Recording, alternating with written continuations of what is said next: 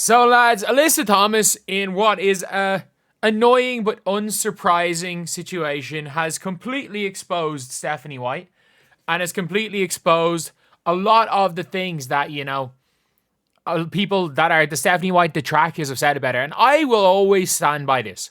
I think Stephanie White has done a good... I can simultaneously make the argument, and I think you can make both of these arguments, that Stephanie White, given the circumstances of everything wrong with the Fever, has done a good job. She has not been a bad coach for the Indiana Fever. She has absolutely not been a bad coach for the Fever. A bad coach, with losing Caitlyn Clark, with everything. And do you want to know the reason why she's been a good coach in this scenario? Because they don't play the Caitlyn Clarks. They don't play like they have a Caitlyn Clark. But she just got exposed by Alyssa Thomas. This is what she said. On both sides of the ball. Huge advantage. I mean, like you said, we played 2 years. Everything's pretty much the same. So defense, offense, we know everything they're about to do. Defense, offense. You guys might have heard it because it's really low. But defense, offense, it's all the same. We know everything they're about to do. We know everything they're about to do. That is scary. That is absolutely scary. This is the biggest reason why Stephanie White, I think, has been such a success with the Indiana Fever, because they're playing Connecticut Sun basketball. Stephanie White is good at dragging teams down to her level. And you might have said, but what about the game? And I do think that 1,000,000% Alyssa Thomas is a front runner. I think Alyssa Thomas is a front runner. She literally set her career high and didn't even go in for the press conference because Stephanie White beat her. And the difference is the reason why the Fever won that game was nothing to do with their sets and their offense. It was everything to do with Ari McDonald just going head down straight to the basket. And Nate Tibbetts willing to let Ari McDonald drop 30. Nate Tibbetts willing to let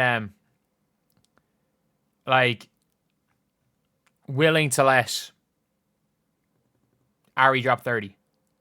But at the end of the day, it's it is what it is. It is what it is.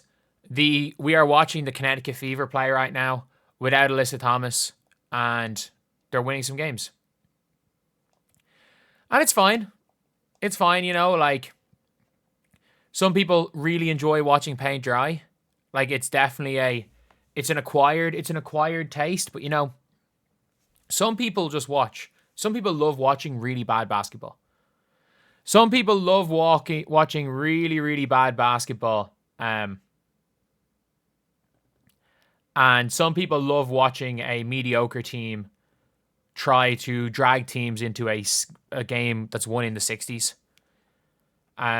A lot of people watch teams play gamble and leave the other team wide open for three the entire game. And people like watching teams not do a good job of protecting the rim or the basket, but just trying to slow the game down and grind it out so that it looks like we're a better defensive team than we are.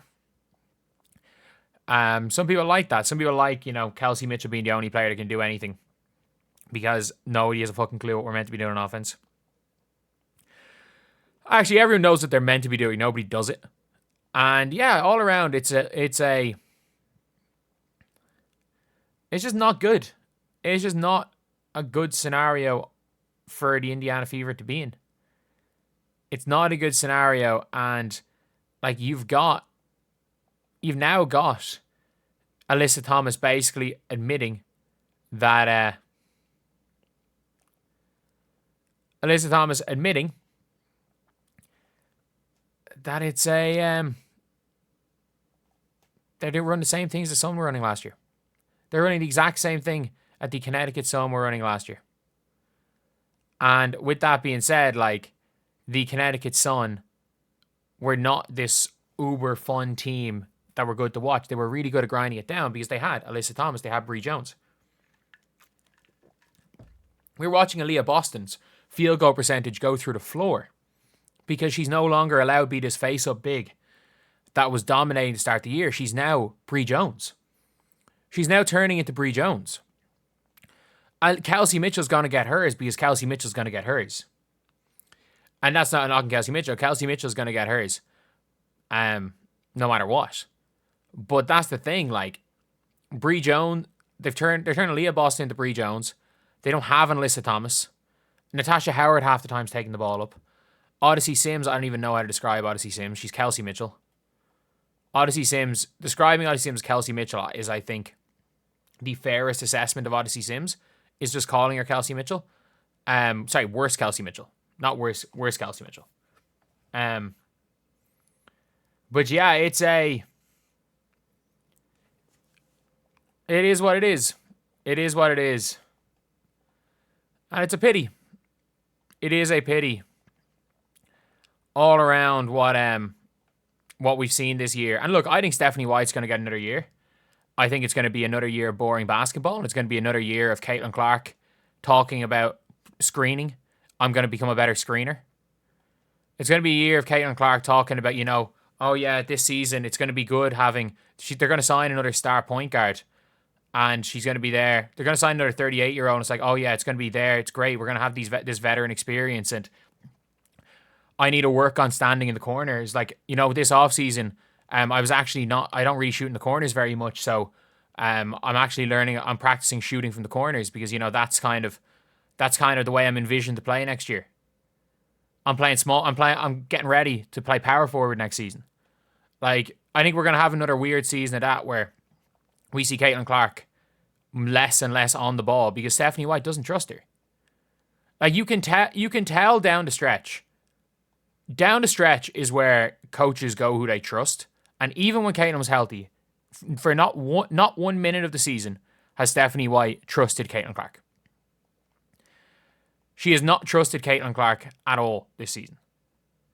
And you can see that with the way she's coached in fourth quarters of games. You can see that in the way that she's the Fever have been playing late in games and what way they're going to. She doesn't trust Caitlyn Clark. And she's doing what coaches do and they stick with what's working. And I think that's why she's had so much success with the Indiana Fever. Like, she is able to grind out wins. That is what Stephanie White's really, really good at as a coach. But like, the fact is that she doesn't have the personnel to do that when Caitlyn Clark is on your team. Like, Kelsey Mitchell can play in any single system because the ball's going up when she touches it. Like, it doesn't matter what your system is. When the ball hits Kelsey Mitchell's hands, the ball's going up. So I don't think Kelsey Mitchell necessarily it matters too much for the system for her. But at the end of the day, for me, I think this whole system does not work well for Caitlyn Clark. And with this system not working for Caitlyn Clark, I think at this stage, if Caitlyn's not going to be the system, you get rid of Caitlyn. That's just my opinion. Rather than trying to force the most boring team in the WNBA to Indiana. Because the Caitlyn Clark hype is not permanent. Like, as much as Caitlyn Clark is, if Caitlyn Clark turns into a shittier version of Paige Bueckers, which is what Stephanie White wants her to be, a worse version of Paige Bueckers, like, in Steph White's system, that is the ceiling for Caitlyn Clark.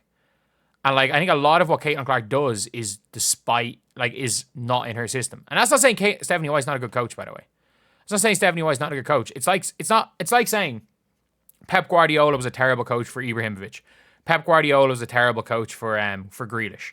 Well, Pep was slightly better in that the fact is when he had fucking Messi, Messi's the only player that Pep has just said, you know what? All the rest of you guys, you do all the hard work for Messi. Messi was good enough. And I don't know if Caitlyn Clark is quite the Messi of the WNBA, but like, even Pep Guardiola has done that. But like, even as a Leeds United fan, we've had so many flair players under Daniel Farke, and he just doesn't play them. They don't track back. They don't do the little things. They're too risky. And he's an extremely risk-averse coach. So we have players with star potential that just aren't playing. Because our coach basically doesn't want to take risks. So yeah, it's a pity. It's a pity. And hearing this from Alyssa Thomas that they run the exact same offense and defense and systems that the Sun ran, it doesn't surprise me even in the slightest. Like, I think Stephanie White is a good basketball coach, but I will double and triple down on my sentiment that Stephanie White is not going to be the right coach. Like, she's going to be the coach next year. Stephanie White is not going to be the coach in 2027. They'll give her the job next year. She's going to last the season. She's done well enough that she can keep her job for another season. They're not going to get rid of 2 coaches in 2 years. She's going to be a coach for another year, and then she's going to be gone. Like, and I don't know I don't think Caitlyn Clark wins the championship in Indiana. I don't know. I don't think she does. With just the way this front office is ran, I don't see her. I genuinely don't see her being able to win one here. Honestly. But anyway, that's the video. See you guys.